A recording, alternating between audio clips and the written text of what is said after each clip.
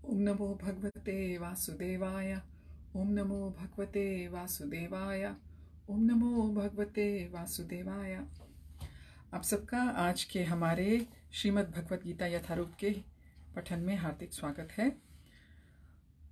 हम पिछली दफ़ा चौथे अध्याय के 10वें श्लोक तक रीडिंग कर रहे थे और आज हम 11वें श्लोक से अपनी रीडिंग को दोबारा स्टार्ट करेंगे। मुखम करोति वाचालम पंगुम लंघयते गिरिम यत् कृपातम हम वंदे श्री गुरुम दीनतारिणम परमानंद माधवम श्री चैतन्य ईश्वरम। हरि ओम तत्सत। श्लोक नंबर 11 श्रीमद् भगवत गीता का चौथा अध्याय दिव्य ज्ञान।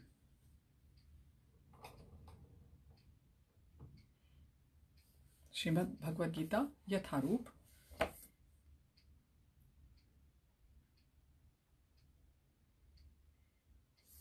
जिसे श्री श्रीमद् A.C. भक्तिवेदांत स्वामी प्रभुपाद ने इसके तात्पर्य हमारे लिए और साथ में हर एक संस्कृत शब्द का हिंदी में अनुवाद भी लिखा है। शब्द वर्ड टू वर्ड ट्रांसलेशन और परपोर्ट जिसको इंग्लिश में कहते हैं और हिंदी में जिसे हम तात्पर्य कहते हैं। श्लोक नंबर 11। ये यथा माम प्रपद्यन्ते ताम तथैव भजाम्यहम् मम वर्तमानुवर्तन्ते मनुष्याः पार्थ सर्वशः। ये जो यथा जिस तरह माम मेरी प्रपद्यन्ते शरण में जाते हैं तान उनको तथा उसी तरह एव निश्चय ही भजामी फल देता हूँ। अहम मैं मम मेरे वर्तम पथ का अनुवर्तन्ते अनुगमन करते हैं मनुष्या सारे मनुष्य पार्थ ही प्रथा सर्वशः सभी प्रकार से। इसका शब्दार्थ है जिस भाव से इस श्लोक का शब्दार्थ है जिस भाव से सारे लोग मेरी शरण ग्रहण करते हैं उसी के अनुरूप मैं उन्हें फल देता हूँ। हे पार्थ, प्रत्येक व्यक्ति सभी प्रकार से मेरे पथ का अनुगमन करता है। तात्पर्य, प्रत्येक व्यक्ति कृष्ण को उनके विभिन्न स्वरूपों में खोज रहा है। भगवान श्री कृष्ण को अंशतः उनके निर्विशेष व ब्रह्म ज्योति तेज में तथा प्रत्येक वस्तु के कण कण में रहने वाले सर्वव्यापी परमात्मा के रूप में अनुभव किया जाता है, लेकिन कृष्ण का पूर्ण साक्षात्कार तो उनके शुद्ध भक्त ही कर सकते हैं या कर पाते हैं, जैसा कि यहाँ लिखा है। मैंने कर सकते बोल दिया। फलतः कृष्ण प्रत्येक व्यक्ति की अनुभूति के विषय हैं और इस तरह कोई भी और सभी अपनी अपनी इच्छा के अनुसार तुष्ट होते हैं। दिव्य जगत में भी कृष्ण अपने शुद्ध भक्तों के साथ दिव्य भाव से विनिमय करते हैं। जिस तरह की भक्त उन्हें चाहता है, कोई एक भक्त कृष्ण को परम स्वामी के रूप में चाह सकता है, दूसरा अपने सखा के रूप में, तीसरा अपने पुत्र के रूप में और चौथा अपने प्रेमी के रूप में। कृष्ण सभी भक्तों को समान रूप से अपने प्रेम की प्रगाढ़ता के अनुसार फल देते हैं।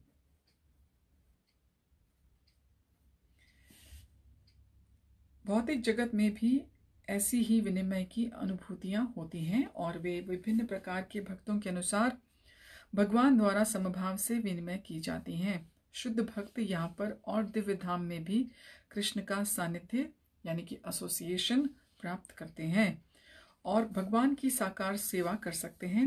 इस तरह वे अपनी उनकी प्रेमा भक्ति का दिव्य आनंद प्राप्त करते हैं। किंतु जो निर्विशेषवादी हैं और जो जीवात्मा के अस्तित्व को मिटाकर आध्यात्मिक आत्मघात करना चाहते हैं, उनको भी अपने तेज में लीन करके उनकी सहायता करते हैं। ऐसे निर्विशेषवादी सच्चिदानंद भगवान को स्वीकार नहीं करते। फलतः वे अपने व्यक्तित्व को मिटाकर भगवान की दिव्य सगुण भक्ति के आनंद को प्राप्त नहीं करते। उनमें से कुछ जो निर्विशेष सत्ता में दृढ़ता पूर्वक स्थित नहीं हो पाते हैं, वे अपनी कार्य करने की सुप्त इच्छाओं को प्रदर्शित करने के लिए इस भौतिक क्षेत्र में वापस आते हैं। उन्हें वैकुंठ लोक में प्रवेश करने नहीं दिया जाता, किंतु उन्हें भौतिक लोक में कार्य करने का अवसर प्रदान किया जाता है। जो सकाम कर्मी हैं, भगवान उन्हें यज्ञेश्वर के रूप में उनके कर्मों का वांछित फल देते हैं। जो योगी हैं और जो योग शक्ति की खोज में रहते हैं उन्हें योग शक्ति प्रदान करते हैं। दूसरे शब्दों में, प्रत्येक व्यक्ति की सफलता भगवान की कृपा पर आश्रित रहती है और समस्त प्रकार की आध्यात्मिक विधियां एक ही पथ में सफलता की विभिन्न कोटियां हैं। अतः जब तक कोई कृष्णा भावनामृत के सर्वोच्च सिद्धि तक नहीं पहुंच जाता तब तक सारे प्रयास अपूर्ण रहते हैं। जैसे कि श्रीमद् भागवतम में दूसरे स्कंद 3 अध्याय के 10वें श्लोक में कहा गया है, अकामः सर्वकामो वा मोक्ष काम उदारधीः तीव्रेण भक्ति योगेन यजेत पुरुषम परम। मनुष्य चाहे निष्काम हो या फल का इच्छुक हो या मुक्ति का इच्छुक हो ही क्यों ना हो, उसे पूरे सामर्थ्य से भगवान की सेवा करनी चाहिए जिससे उसे पूर्ण सिद्धि प्राप्त हो, जिसका पर्यवसान कृष्ण भावनामृत में होता है। तो मैं प्रभुपाद बता रहे हैं कि इस श्लोक के तात्पर्य में कि हम जिस भी तरह से भगवान की पूजा कर रहे हैं, चाहे सकाम रूप में, निष्काम रूप में, चाहे हम भगवान को स्वीकार करते हैं कि वे भी एक पर्सन हैं, हम उनको उनकी भी एक फॉर्म है, हम उनकी पूरी सेवा कर सकते हैं, उनको भोग लगा सकते हैं, उनके अर्च विग्रह की सेवा कर सकते हैं, उनके नाम का प्रचार कर सकते हैं और उनके नाम की चैंटिंग कर सकते हैं। और अगर कोई नहीं मानता भगवान के फॉर्म को, वो कहते हैं कि भगवान सिर्फ ब्रह्म ज्योति तक हैं, जो प्रकाश है वहाँ तक हैं, जो उनके शरीर से प्रकाश आता है, तो वो भी कहते हैं, प्रभुपाद हमको समझा रहे हैं कि वो भी अपने इसमें लगे रहें, भक्ति में जिस तरह से भी लगे हुए हैं, क्योंकि धीरे धीरे कभी ना कभी तो जो सोया हुआ प्रेम है भगवान के प्रति जागृत होगा और इंसान अपने जो एग्जैक्ट डेस्टिनेशन है, जो गोलोक वृंदावन धाम में जाके हम सब भगवान की सेवा करना चाहते हैं, हम इस जन्म मृत्यु के चक्कर से निकलना चाहते हैं, वह संभव होगा। किंतु अभी जैसे भी जो भगवान की जिस भी रूप में सेवा कर रहा है वो करता रहे, क्योंकि बिल्कुल कुछ ना करने से आप चाहे निष्काम रूप में या सकाम रूप में प्रयास कर रहे हैं, वो करते रहें। चाहे आप मुक्ति के इच्छुक हैं, चाहे आप किसी फल के इच्छुक हैं, तो आप अपने भक्ति से पीछे मत हटें। श्लोक नंबर 12, कांक्षान्तः कर्मणाम सिद्धिम यजन्त ये देवताः क्षिप्रम ही मानुष्य लोके सिद्धिर्भवति कर्मजा। कांक्षातः चाहते हुए, कर्मणाम सकाम कर्मों की, सिद्धि यजन्ते यज्ञों द्वारा पूजा करते हैं। यह इस भौतिक जगत में देवतागण क्षिप्रम तुरंत ही, निश्चय ही मानव समाज में, लोके इस संसार में सिद्धि सफलता भवती होती है कर्मजा सकाम कर्म से। इस संसार में मनुष्य सकाम कर्मों में सिद्धि चाहते हैं, फलस्वरूप वे देवताओं की पूजा करते हैं। निस्संदेह इस संसार में मनुष्य को सकाम कर्म का फल शीघ्र प्राप्त होता है। तात्पर्य, इस जगत के देवताओं के विषय में भ्रांत धारणा है और विद्वत्ता का दंभ करने वाले अल्पज्ञ मनुष्य इन देवताओं को परमेश्वर के विभिन्न रूप मान बैठते हैं। वस्तुतः ये देवता ईश्वर के रूप नहीं होते, किंतु वे ईश्वर के विभिन्न अंश होते हैं। ईश्वर तो एक है किंतु अंश अनेक हैं। वेदों का कथन है, नित्यो नित्यानाम, ईश्वर एक है। ईश्वरः परमः कृष्णः, कृष्ण ही एकमात्र परमेश्वर हैं और सभी देवताओं को इस भौतिक जगत का प्रबंध करने के लिए शक्तियां प्राप्त हैं। ये देवता जीवात्माएं हैं, नित्यानाम, जिन्हें विभिन्न मात्रा में भौतिक शक्ति प्राप्त है। वे कभी परमेश्वर, नारायण, विष्णु या कृष्ण की तुल्य नहीं हो सकते। जो व्यक्ति ईश्वर और देवताओं को एक स्तर पर सोचता है वह नास्तिक या पाषंडी कहलाता है। यहाँ तक कि ब्रह्मा और शिव जी जैसे बड़े बड़े देवता भी परमेश्वर की समता नहीं कर सकते। वास्तव में ब्रह्मा और शिव जैसे देवताओं द्वारा भगवान की पूजा की जाती है। शिव विरंची नुतम। तो भी आश्चर्य की बात यह है कि अनेक मूर्ख लोग मनुष्य के नेताओं की पूजा उन्हें अवतार मानकर करते हैं। यह देवता पद इस संसार के शक्तिशाली मनुष्य या देवता के लिए कहा गया है, लेकिन नारायण, विष्णु या कृष्ण जैसे भगवान इस संसार के नहीं हैं। वे भौतिक दृष्टि से परे रहने वाले हैं। निर्विशेषवादियों के अग्रणी श्रीपाद शंकराचार्य यह मानते हैं कि नारायण या कृष्ण इस भौतिक सृष्टि से परे हैं। वे भी मूर्ख लोग फिर भी मूर्ख लोग हृत ज्ञान देवताओं की पूजा करते हैं, क्योंकि वे तत्काल फल चाहते हैं। उन्हें फल मिलता है, किंतु वह यह नहीं जानते कि जैसे फल क्षणिक होता है और अल्पज्ञ मनुष्यों के लिए है। बुद्धिमान व्यक्ति कृष्ण भावनामृत में स्थित रहता है, यानी कि कृष्णा कॉन्शियसनेस में स्थित रहता है। उसे किसी तत्काल क्षणिक लाभ के लिए किसी तुच्छ देवता की पूजा करने की आवश्यकता नहीं रहती। इस संसार के देवता और उनके पूजक इस संसार के संहार के साथ ही विनष्ट हो जाएंगे।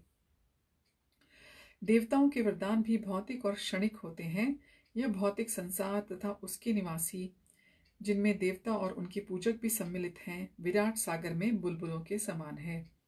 किंतु इस संसार में मानव समाज क्षणिक वस्तुओं यथा संपत्ति, परिवार और भोग की सामग्री के पीछे पागल रहता है।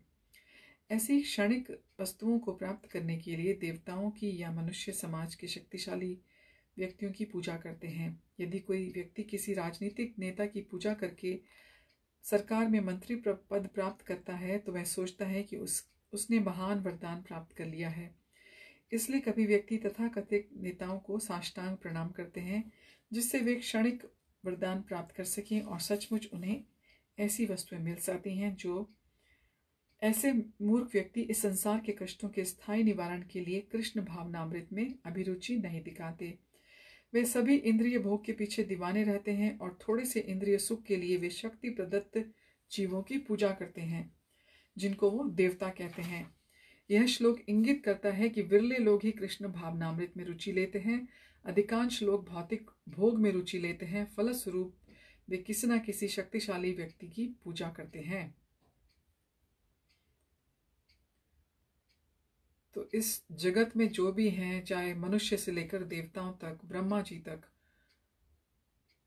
ये सब का समय निश्चित है। इन सबका अपने समय के बाद ये विलीन हो जाते हैं, सभी जीवात्मा और इवन देवता और इवन ब्रह्मा जी तक।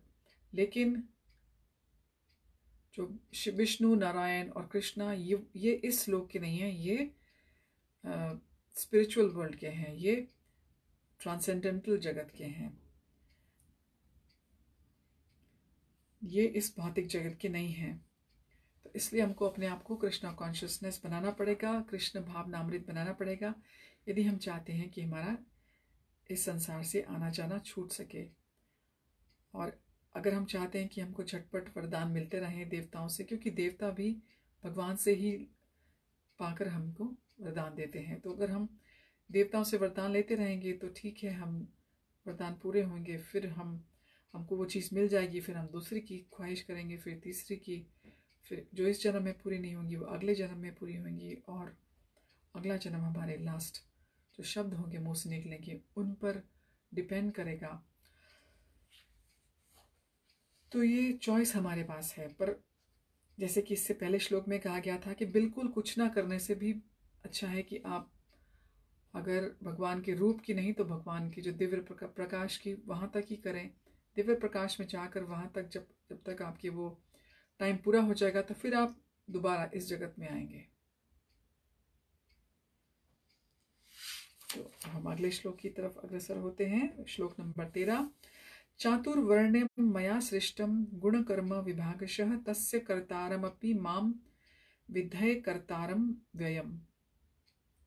चातुर्वर्ण्यम समाज, मानव समाज के 4 विभाग मया, मेरे द्वारा, सृष्टम उत्पन्न किए हुए गुण कर्म तथा कर्म का विभागशः विभाजन के अनुसार, तस्य उसका, कर्तारम जनक, अपि यद्यपि माम मुझको विधि जानो, अकर्तारम न करने वाले रूप में, अव्ययम अपरिवर्तनीय को।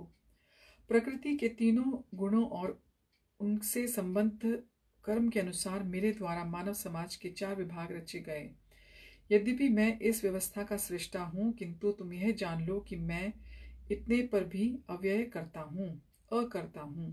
तात्पर्य, भगवान प्रत्येक वस्तु के सृष्टा हैं, प्रत्येक वस्तु उनसे उत्पन्न है, उनके द्वारा ही पालित है, और प्रलय के बाद प्रत्येक वस्तु उन्हीं में समा जाती है। अतः वे ही वर्णाश्रम व्यवस्था के सृष्टा हैं, जिसमें सर्वप्रथम बुद्धिमान मनुष्यों का वर्ग आता है, जो सतोगुणी होने के कारण ब्राह्मण कहलाते हैं। द्वितीय वर्ग प्रशासक वर्ग का है, जिन्हें रजोगुणी होने के कारण क्षत्रिय कहा गया है। वणिक वर्ग और वैश्य कहलाने वाले लोग रजो और तमोगुण के मिश्रण से युक्त होते हैं, और शूद्र तथा या श्रमिक वर्ग के लोग तमोगुणी होते हैं। मानव समाज के इन 4 विभागों की सृष्टि करने वाले भी भगवान कृष्ण इनमें से किसी विभाग वर्ण में नहीं आते, क्योंकि वे उन बद्ध जीवों में से नहीं हैं जिनका एक अंश मानव समाज के रूप में है। मानव समाज भी किसी अन्य पशु समाज के तुल्य है, किंतु मनुष्यों को पशु स्तर से ऊपर उठाने के लिए उपर्युक्त वर्णाश्रम की रचना की गई है, जिससे क्रमिक रूप से कृष्ण भावनामृत विकसित हो सके। किसी विशेष व्यक्ति की किसी कार्य के प्रति प्रवृत्ति का निर्धारण उसके द्वारा अर्जित प्रकृति के गुणों द्वारा किया जाता है।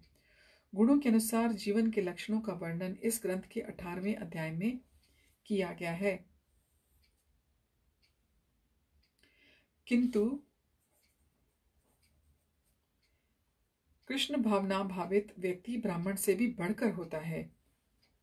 यद्यपि गुण के अनुसार ब्राह्मण को ब्रह्म या परम सत्य के विषय में ज्ञान होना चाहिए, किंतु उनमें से अधिकांश भगवान कृष्ण के निर्विशेष ब्रह्म स्वरूप को ही प्राप्त कर पाते हैं। किंतु जो मनुष्य ब्राह्मण के सीमित ज्ञान को लांघकर भगवान श्री कृष्ण के ज्ञान तक पहुंच जाता है, वही कृष्ण भावना भावित होता है, अर्थात वैष्णव होता है। कृष्ण भावनामृत में कृष्ण के विभिन्न अंशों यथा राम, नृसिंह, वराह आदि का ज्ञान सम्मिलित रहता है, और जिस तरह कृष्ण मानव समाज की इस चातुर्य वर्ण प्रणाली से परे हैं, उसी तरह कृष्ण भावना भावित व्यक्ति भी इस चातुर्य वर्ण प्रणाली से परे होता है। चाहे हम इस जाति का विभाग कहें, इसे जाति का विभाग कहें, चाहे राष्ट्र का या संप्रदाय का। तो इस श्लोक में हमको भगवान बताते हैं कि 4 वर्ण जो हैं उनका मतलब क्या है। ब्राह्मण, क्षत्रिय, वैश्य और शूद्र, ये चारों समाज को चलाने के लिए, व्यवस्थित रूप से चलाने के लिए बनाए गए हैं। परंतु जो, और इसमें ये भी बताया है कि जो सत्वगुणी होने के कारण जो एक बुद्धिमानों का वर्ग है वो ब्राह्मण कहलाता है। दूसरा वर्ग प्रशासक वर्ग है, जिन्हें रजोगुणी होने के कारण क्षत्रिय कहा जाता है, यानी कि पैशन, फुल ऑफ पैशन होने के कारण। तीसरा वणिक वर्ग या वैश्य वर्ग कहलाने वाले लोग रजो और तमो गुण से मिक्स होते हैं। जो एडमिनिस्ट्रेटर्स होते हैं, प्रशासक होते हैं, उनमें पैशन और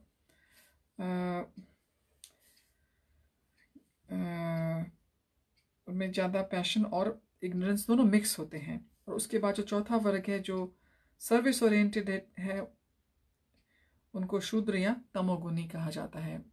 और शूद्र, जैसे हम लोगों में अपने देश में सुनते हैं शूद्र, शूद्र का मतलब खाली वो शूद्र नहीं जो जैसे बनाए गए हैं, ऐसा नहीं। शूद्र का मतलब है सारी सर्विस ओरिएंटेड इंडस्ट्रीज। तो आजकल का देखा जाए मोस्टली सारा समाज सर्विस ओरिएंटेड है, तो सभी शूद्र वर्ग में आते हैं। पर जो लोग ये लोग जो हैं चारों वर्णों वाले, अगर ये भगवान को किसी रूप में उनकी पूजा नहीं कर रहे हैं, उनकी भक्ति नहीं कर रहे हैं, तो ये एक अंश है इनका जो मानव के समाज के रूप में है।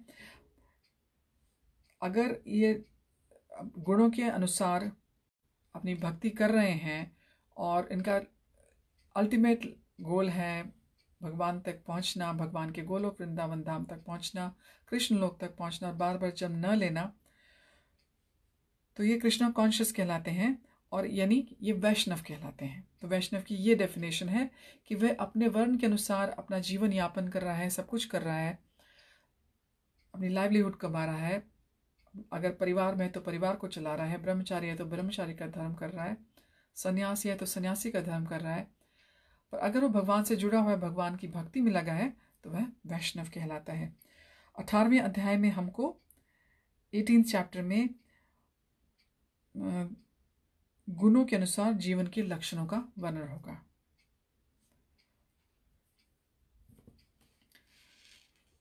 श्लोक नंबर 14। न माम कर्माणि लिम्पन्ति न मे कर्म फले स्पृहा इति माम यो अभिजानाति कर्म भिन्न स बध्यते।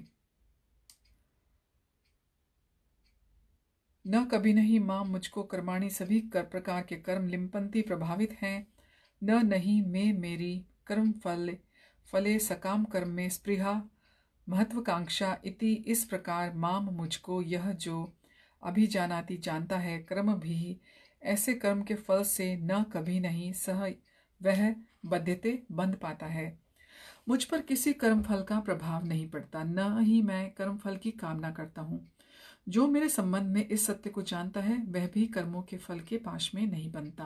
तात्पर्य, जिस प्रकार इस भौतिक जगत में संविधान के नियम हैं जो ये बताते हैं कि राजा न तो दंडनीय है न किसी राज नियमों के अधीन रहता है, उसी तरह यद्यपि भगवान इस भौतिक जगत के सृष्टा हैं, किंतु वे भौतिक जगत के कार्यों से प्रभावित नहीं होते।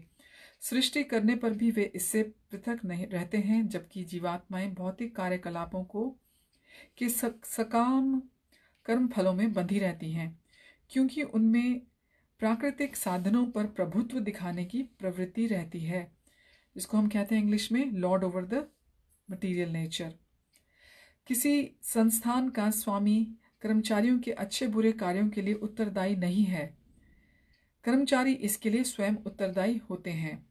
जीवन आत्माएं अपने अपने इंद्रिय तृप्ति कार्यों में लगी रहती हैं, किंतु ये कार्य भगवान द्वारा निर्दिष्ट नहीं होते।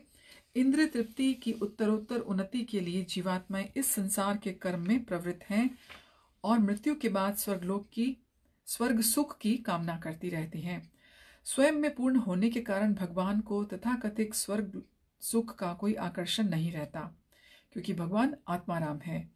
स्वर्ग के देवता उनके द्वारा नियुक्त सेवक हैं। स्वामी कभी भी कर्मचारियों का सा निम्न स्तरीय सुख नहीं चाहता, वह भौतिक क्रिया प्रतिक्रिया से पृथक रहता है। उदाहरणार्थ, पृथ्वी पर उगने वाली विभिन्न वनस्पतियों के उगने के लिए वर्षा उत्तरदायी नहीं है, यद्यपि वर्षा के बिना वनस्पति नहीं उग सकती। वैदिक स्मृति इस तथ्य की पुष्टि इस तथ्य की पुष्टि इस प्रकार होती है। निमित्त मात्र में वासौ सृज्यानां सर्ग कर्मणि प्रधान कारणी भूता यतो वैसृज्य शक्तयः। भौतिक दृष्टि के लिए भगवान ही परम कारण है, सृष्टि के लिए भगवान ही परम कारण है। प्रकृति तो केवल निमित्त कारण है जिससे विराट जगत दृष्टिगोचर होता है। प्राणियों की अनेक जातियां होती हैं, यथा मनुष्य, देवता और निम्न पशु, और ये सब पूर्व शुभाशुभ कर्मों के फल भोगने को बाध्य हैं। भगवान उन्हें ऐसे कर्म करने के लिए केवल समुचित सुविधाएं और प्रकृति के गुणों के नियम सुलभ कराते हैं, किंतु वे उनके किसी भूत या वर्तमान कर्मों के लिए उत्तरदायी नहीं होते। वेदांत सूत्र में 2.1.34 में पुष्टि हुई है कि वैषम्यन्य घृणये न सापेक्षत्वात्। भगवान किसी भी जीव के प्रति पक्षपात नहीं करते। जीवात्मा अपने कर्मों के लिए स्वयं उत्तरदायी है। भगवान उसे प्रकृति अर्थात बहिरंगा शक्ति के, यानी कि जो एक्सटर्नल एनर्जी है, मटेरियल एनर्जी, उसके माध्यम से केवल सुविधा प्रदान करते हैं। जो व्यक्ति इस कर्म नियम की सारी बारीकियों से भली भांति अवगत होता है, वह अपने कर्मों के फल से प्रभावित नहीं होता। दूसरे शब्दों में, जो व्यक्ति जीवन के इस दिव्य स्वभाव से परिचित होता है, वह कृष्ण भावनामृत में अनुभवी होता है, अतः उस पर कर्म के नियम लागू नहीं होते। जो व्यक्ति भगवान के दिव्य स्वभाव को नहीं जानता और सोचता है कि भगवान के कार्यकलाप सामान्य व्यक्तियों की तरह कर्म फल के लिए होते हैं, वे निश्चित रूप से कर्म फलों में बंध जाते हैं, किंतु जो परम सत्य को जानता है वह कृष्ण भावनामृत में स्थिर मुक्त हो जीव है। तो इसमें हमको कितना क्लियर बता रहे हैं प्रभुपाद इस श्लोक के तात्पर्य में कि भगवान ने हमको सब कुछ दिया है, सभी जीवात्माओं को जो इस जगत में आना चाहती हैं अपने कर्मों के अनुसार, अपने कर्मों का फल भोगने के लिए या फिर फ्यूचर के लिए और नए कर्म इकट्ठे करने के लिए। क्योंकि डिज़ायर्स जब तक हमारे भगवान के साथ नहीं जुड़ते हैं तब तक हम और डिज़ायर्स मांगते रहेंगे और अपने नए नए जन्मों में आते रहेंगे अपनी लास्ट थॉट जो होगी हमारे फाइनल टाइम में उसके अनुसार।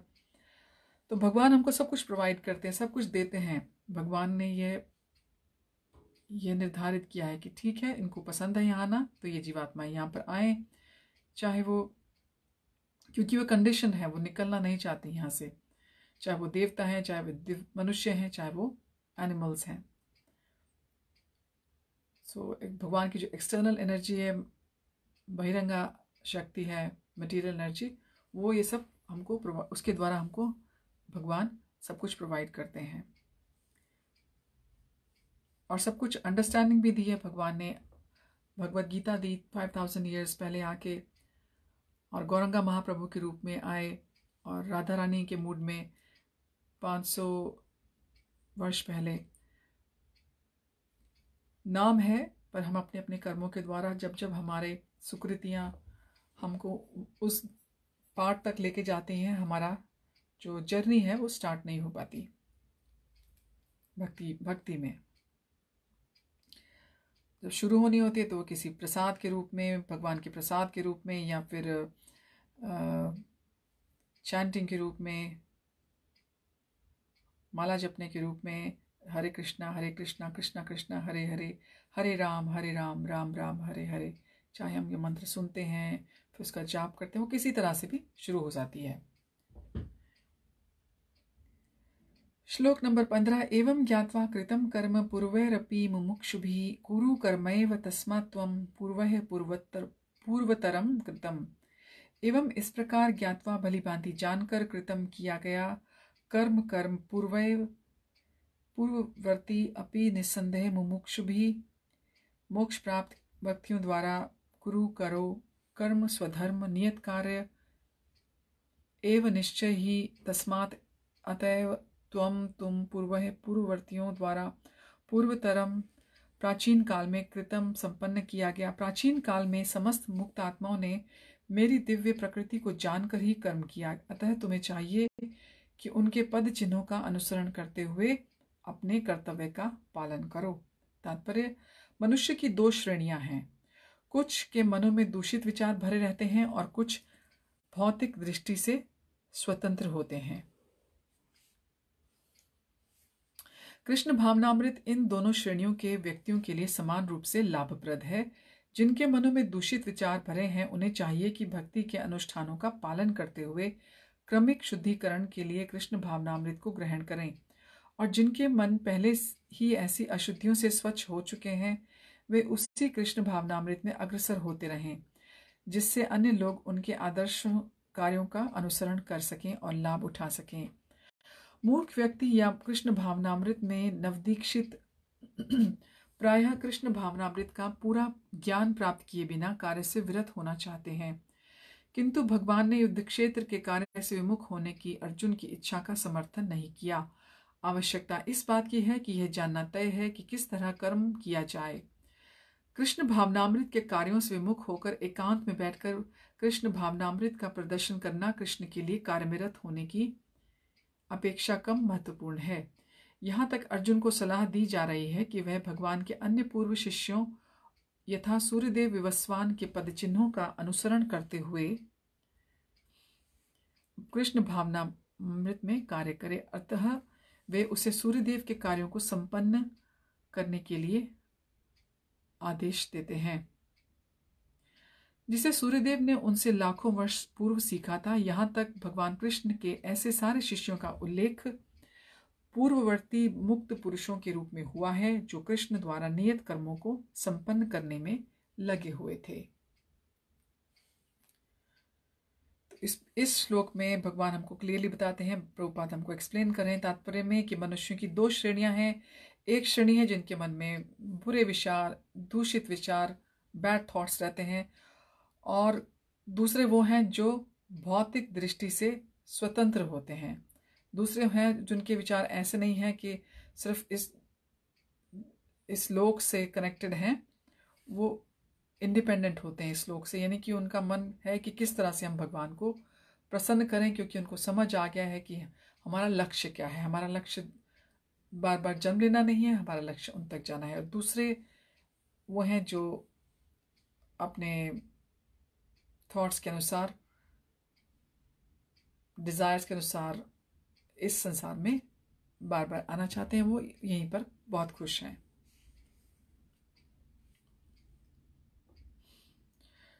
श्लोक नंबर 16, हाँ, श्लोक नंबर 16 में जाने से पहले ये बताएं कि अर्जुन को भगवान ये सलाह देते हैं कि जो उनके पूर्व शिष्य रहे हैं, सूर्यदेव, विवस्वान, सन गॉड को पहले ये कृष्णा कॉन्शियसनेस समझाई गई थी, उसके बाद विवस्वान, तो ये सब डिसाइपल्स थे। और इसी तरह से डिसिप्लिक सक्सेशन में चलते चलते चलते चलते नारद, ब्रह्मा और बीच में कितने सारे जो हम भगवत गीता के शुरू में देखते हैं सबके नाम दिए हुए हैं, और एंड में जो हमारे अपने जो गुरु हैं उन वहाँ तक वो डिसिप्लिक सक्सेशन में ये जो है ज्ञान मिल रहा है और भगवान ने दिया है। इसलिए भगवान चाहते हैं कि ये ऐसा का ऐसा ही रहे। और एज इट इज़ में भी प्रभुपाद ने हमको तात्पर्य में एज इट इज़ समझाया है, यथारूप समझाया है। उसमें ना उन्होंने कुछ ऐड किया है अपनी तरफ से, ना कुछ डिडक्ट किया है, यानी कि निकाला है जो भगवान समझाते हैं भगवत गीता में। माइनस कुछ नहीं किया, प्लस कुछ नहीं किया, सिंपल भाषा में। श्लोक नंबर 16, किम कर्मेति कव्यो अप्यत्र मोहिताः तत्ते कर्म प्रवक्ष्यामि यज्ञात्वा मोक्ष्यसे शुभात्। किम क्या है कर्म, कर्म किम क्या है अकर्म, अकर्म निष्क्रियता इति। इस प्रकार कवयः बुद्धिमान अपि भी अत्र इस विषय में मोहितः मोहग्रस्त रहते हैं। तत् वह ते तुमको कर्म कर्म प्रवक्ष्यामि कहूँगा, यत जिसे ज्ञातवा जानकर मोक्ष से तुम्हारा उद्धार होगा, अशुभात अकल्याण से अशुभ से। कर्म क्या है और अकर्म क्या है, इसे निश्चित करने में बुद्धिमान व्यक्ति भी मोहग्रस्त हो जाते हैं। अतएव मैं तुमको बताऊंगा कि कर्म क्या है, जिसे जानकर तुम सारे अशुभ से मुक्त हो जाओगे। तात्पर्य, कृष्ण भावनामृत में जो कर्म किया जाए वह पूर्ववर्ती प्रामाणिक भक्तों के आदर्श के अनुसार होना चाहिए। इसका निर्देश 15वें श्लोक में किया गया है। ऐसा कर्म स्वतंत्र क्यों नहीं होना चाहिए, इसकी व्याख्या अगले श्लोक में की गई है। कृष्ण भावनामृत में कर्म के करने के लिए मनुष्य को उन प्रामाणिक पुरुषों के नेतृत्व का अनुगमन करना होता है जो गुरु परंपरा में हों। जैसे कि पहले श्लोक में भगवान बताते हैं कि गुरु परंपरा में हमको मिला हुआ ज्ञान, कृष्णा कॉन्शियसनेस, वो हमको ग्रहण करना चाहिए। ये नहीं कि उसका सोर्स कुछ भी हो, वो भगवान से स्टार्ट हुआ और गुरु परंपरा में आ रहा हो, हमको वही अपनाना चाहिए। जैसा कि इस अध्याय के प्रारंभ में कहा जा चुका है, कृष्ण भावनामृत पद्धति का उपदेश सर्वप्रथम सूर्यदेव को दिया गया। उन्होंने अपने पुत्र मनु से कहा, मनु ने इसे पुत्र इक्ष्वाकु से कहा, और यह पद्धति तब से इस पृथ्वी पर चली आ रही है। अतः परंपरा के पूर्ववर्ती अधिकारियों के पद चिन्हों का अनुसरण करना आवश्यक है, अन्यथा बुद्धिमान से बुद्धिमान व्यक्ति भी कृष्ण भावनामृत के आदर्श कर्म के विषय में मोहग्रस्त हो जाएंगे। इसीलिए भगवान ने स्वयं ही अर्जुन को कृष्ण भावनामृत का उपदेश देने का निश्चय किया। अर्जुन को साक्षात भगवान ने शिक्षा दी, अतः जो भी अर्जुन के पद चिन्हों पर चलेगा वह कभी मोहग्रस्त नहीं होगा। कहा जाता है कि अपूर्ण प्रायोगिक ज्ञान के द्वारा धर्म पथ का निर्णय नहीं किया जा सकता। वस्तुतः धर्म को केवल भगवान ही निश्चित कर सकते हैं। धर्मम तुम साक्षात भगवत प्रणीतम, भागवत 6वें स्कंद 3 अध्याय के 19 श्लोक में, अपूर्ण चिंतन द्वारा कोई किसी धार्मिक सिद्धांत का निर्माण नहीं कर सकता।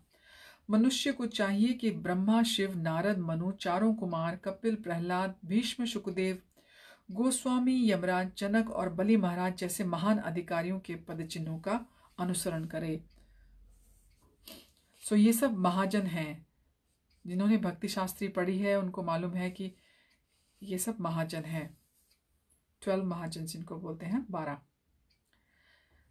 जिन्होंने बहुत भक्ति की है भगवान की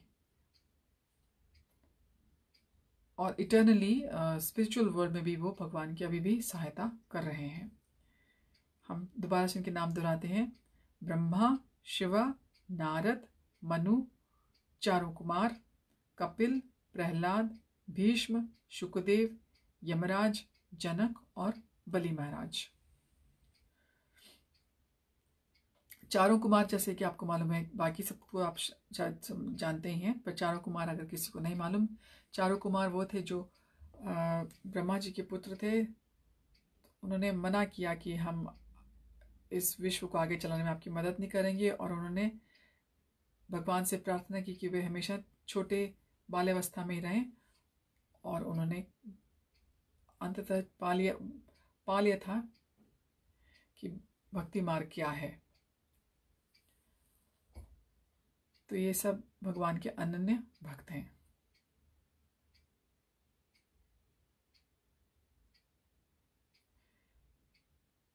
जो चारों कुमार थे वो नारायण के रूप से ज़्यादा अट्रैक्टेड के रूप में ज़्यादा अट्रैक्टेड थे, पर जब उनको कृष्ण के दर्शन हुए तो वो समझ नहीं पाए थे, क्योंकि वो नारायण से ही ज़्यादा अट्रैक्टेड थे, जो उनको कृष्ण के रूप के बारे में बाद में उनको मालूम चला था। तो हमको इन 12 महाजनों के फुटस्टेप्स में फॉलो करना चाहिए अगर हम भगवान के भक्ति में लगना चाहते हैं। लेकिन केवल मानसिक चिंतन द्वारा यह निर्धारित करना कठिन है कि धर्म या आत्म साक्षात्कार क्या है, सेल्फ रियलाइजेशन क्या है। आत्म साक्षात्कार मतलब है सेल्फ रियलाइजेशन, अपने आप को जानना, अपने रियल स्वरूप को, अपने आत्मा के स्वरूप को जानना। अतः भगवान अपने भक्तों पर अहेतुकी की कृपावश स्वयं ही अर्जुन को बता रहे हैं कि कर्म क्या है और अकर्म क्या है। केवल कृष्ण भावनामृत में किया गया कर्म ही मनुष्य को भवबंधन से उबार सकता है। श्लोक 17। कर्मणो ह्यपि बोद्धव्यम च विकर्मणः अकर्मणश्च बोद्धव्यम गहना कर्मणो गतिः। कर्मणः कर्म का ही निश्चय ही अपि भी बोधव्यम समझना चाहिए, बोधव्यम समझना चाहिए, च भी विकर्मणः वर्जित कर्म का, अकर्मणः अकर्म का, च भी बोधव्यम समझना चाहिए, गहना अत्यंत कठिन, दुर्गम, कर्मणः कर्म की गति ही प्रवेश गति। कर्म की बारीकियों को समझना अत्यंत कठिन है, अतः मनुष्य को चाहिए कि वह यह ठीक से जाने कि कर्म क्या है, विकर्म क्या है और अकर्म क्या है।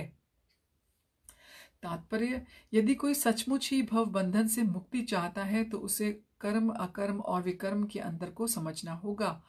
कर्म, अकर्म और विकर्म के विश्लेषण की आवश्यकता है, क्योंकि यह अत्यंत गहन यानी कि कठिन विषय है।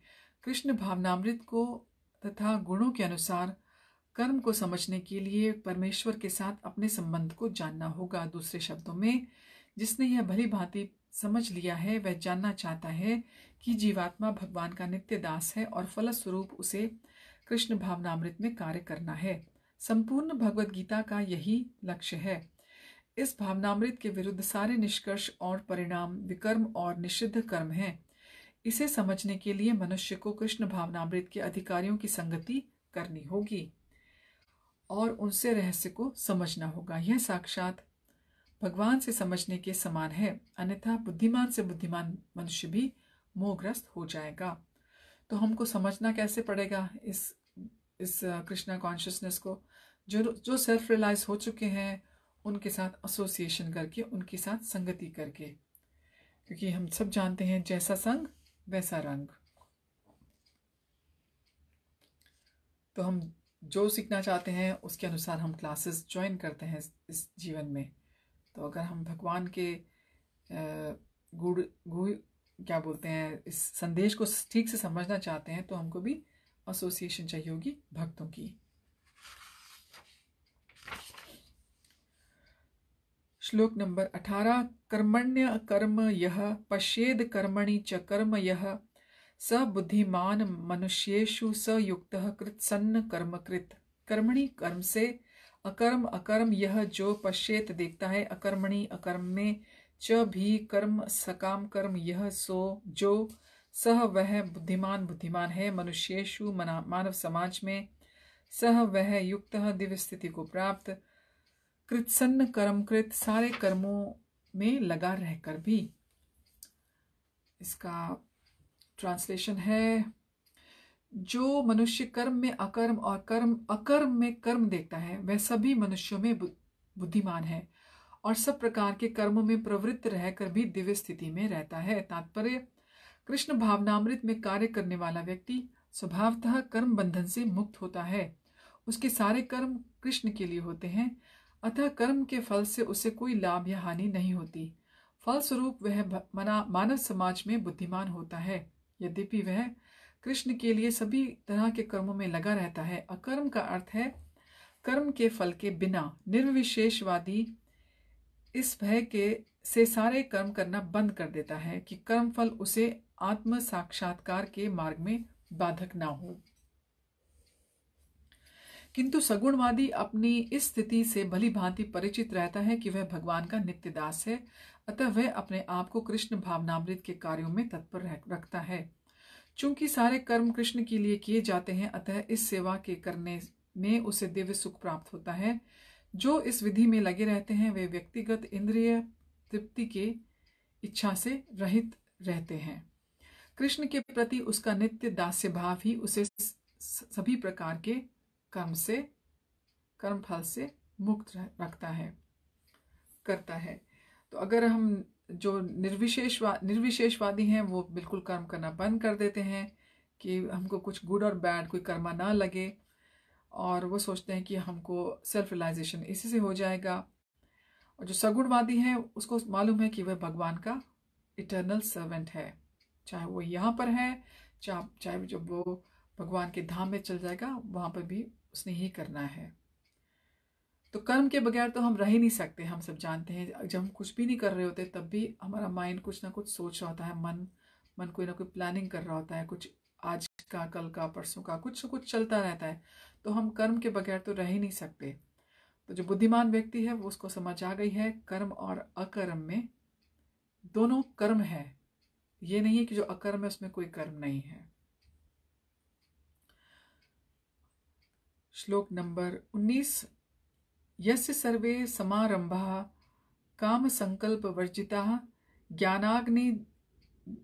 अग्निदग्ध कर्माणम तमाहु पंडितम बुधा। यस्य जिसके सर्वे सभी प्रकार के समारंभा प्रयत्न उद्यम काम इंद्रिय तृप्ति के लिए इच्छा पर आधारित संकल्प निश्चय वर्जिता से रहित हैं, ज्ञान पूर्ण ज्ञान की अग्नि द्वारा दग्ध भस्म हुए कर्माणाम जिसका कर्म तम उसको आहु कहते हैं, पंडितम बुद्धिमान बुधा ज्ञानी। जिस व्यक्ति का प्रत्येक प्रयास यानी कि उद्यम इंद्रिय तृप्ति की कामना से रहित होता है उसे पूर्ण ज्ञानी समझा जाता है। उसे ही साधु पुरुष ऐसा करता कहते हैं जिसने पूर्ण ज्ञान की अग्नि से कर्म फलों को भस्मसात कर दिया है। तात्पर्य, केवल पूर्ण ज्ञानी ही कृष्ण भावना भावित व्यक्ति के कार्यकलापों को समझ सकता है। ऐसे व्यक्ति में इंद्रिय तृप्ति की प्रवृत्ति का अभाव रहता है। उसे यह समझा जाता है कि भगवान के नित्य दास के रूप में उसे अपने स्वाभाविक स्वरूप का पूर्ण ज्ञान है, जिसके द्वारा उसने अपने कर्म फलों को भस्म कर दिया है। जिसने ऐसा पूर्ण ज्ञान प्राप्त कर लिया है वह सचमुच विद्वान है। भगवान की नित्य दासता के इस ज्ञान के विकास की तुलना अग्नि से की गई है। ऐसी अग्नि एक बार प्रज्वलित हो जाने पर कर्म के सारे फलों को भस्म कर सकती है। श्लोक नंबर 20। त्यक्त्वा कर्म फलासंगम नित्य तृप्तो निराश्रयः कर्मण्य अभिप्रवृत्तोऽपि नैव किंचित करोति सः। त्यक्त्वा त्याग कर कर्मफल आसंगम कर्म फल की आसक्ति, नित्य सदा तृप्तः तृप्त निराश्रय यह आश्रय रहित, कर्मणि कर्म में अभिप्रवृत्तः पूर्ण तत्पर रहकर अपि भी न नहीं एव निश्चय ही किंचित कुछ भी करोति करता है सह वह, अपने कर्म फलों की सारी आसक्ति को त्याग कर सदैव संतुष्ट तथा स्वतंत्र रहकर भी सभी प्रकार के कार्यों में व्यस्त रहकर भी कोई सकाम कर्म नहीं कर सकता। तात्पर्य, कर्मों के बंधन से इस प्रकार की मुक्ति तभी संभव है जब मनुष्य कृष्ण भावना भावित होकर हर कार्य कृष्ण के लिए करे। कृष्ण भावना भावित व्यक्ति भगवान के शुद्ध प्रेमवश ही कर्म करता है। फलस्वरूप उसे कर्म फलों के प्रति कोई आकर्षण नहीं रहता, यहाँ तक कि उसे अपने शरीर निर्वाह के प्रति भी कोई आकर्षण नहीं रहता, क्योंकि वह पूर्णतया कृष्ण पर आश्रित रहता है। वह ना तो किसी वस्तु को प्राप्त करना चाहता है और न ही अपनी वस्तुओं की रक्षा करना चाहता है। वह अपने पूर्ण सामर्थ्य से अपना कर्तव्य करता है और कृष्ण पर सब कुछ छोड़ देता है। ऐसा अनासक्त व्यक्ति शुभ अशुभ कर्म फलों से मुक्त रहता है, मानो वह कुछ भी नहीं कर पा रहा हो। यह अकर्म अर्थात निष्काम कर्म का लक्षण है। अतः कृष्ण भावनामृत से रहित कोई भी कार्य कर्ता पर बंधन स्वरूप होता है और विकर्म का असली रूप है, जैसा कि पहले बताया जा चुका है।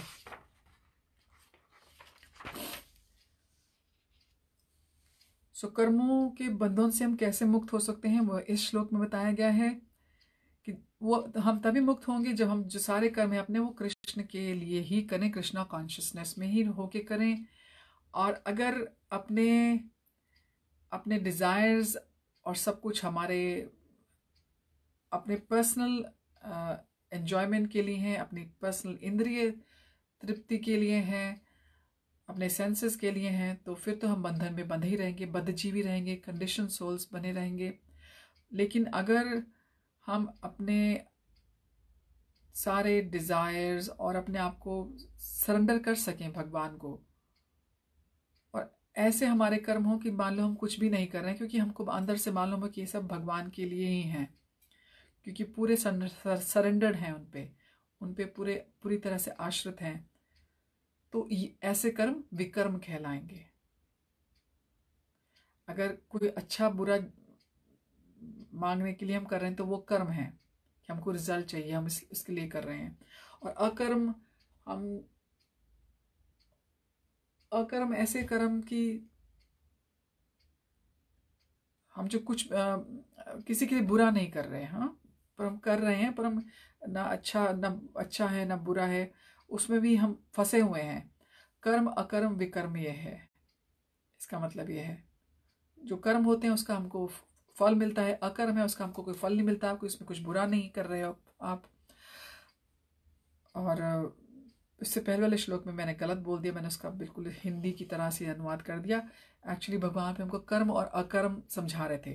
तो कर्म वो हैं जो हमको बांधते हैं, गुड और बैड, जिसके रिजल्ट्स मिलते हैं उसके हिसाब से, और अकर्म जिसका हमको कोई वैसा नहीं है, और विकर्म जिसका ना हमको कोई गुड मिलता है ना बैड मिलता है, क्योंकि वो सब भगवान के लिए हैं। जो अकर्म है वो भी हमको बांधते हैं और कर्म भी हमको बांधते हैं इस संसार से। तो हमको कोशिश करनी है कि हम विकर्मा कर सकें। विकर्मा यानी कि अपने सारे जो कर्मास हैं वो भगवान के को समर्पित कर सकें।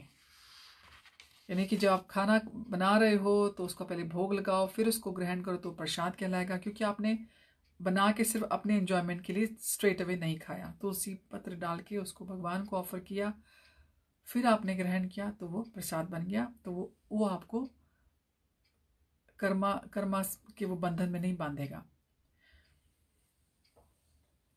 ऑफर करने के बाद वो प्रसाद बन गया तो वो उसका वो जो कर्मा है वो खत्म हो जाता है। चाहे आपने फल और सब्जियां पैसे दे के खरीदी थी, पर अगर आपने भगवान को दोबारा अर्पित नहीं किया तो आप फिर भी भगवान के ऋणी रह गए। आप you are dated to Krishna. So अब उस डेट से निकलने के लिए, उस ऋण से निकलने के लिए हमको भगवान को ऑफर करना पड़ता है। तो अगली दफ़ा हम 21वें 16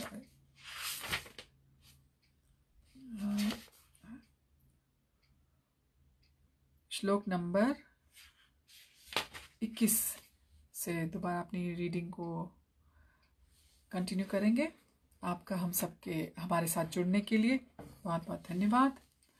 और क्षमा करें अगर मेरी हिंदी इतनी अच्छी नहीं है, धीरे धीरे हो जाएगी अच्छी पढ़ते पढ़ते, क्योंकि बहुत सालों बाद यह सौभाग्य मिला है कि हम भी हिंदी और संस्कृत दोबारा पढ़ सकें। पाश्चात्य देश में रहने का ये एक इफ़ेक्ट है, तो ये हम आभारी हैं हमारे इस्कॉन के फाउंडर आचार्य श्रील प्रभुपाद के, कि उन्होंने हिंदी में भी इसका अनुवाद किया है और हम पढ़ सकते हैं। और आप जिस भी भाषा को फॉलो करते हैं आप उसमें पढ़िए और इसको समझिए और उसको शेयर कीजिए सबके साथ। Please chant and be happy, जैसे प्रभुपाद कहते हैं। आप सबका दिन मंगलमय हो। हरिओम तत्सत। हरे कृष्णा। जगत गुरु श्रील प्रभुपाद की श्रील प्रभुपाद की जय।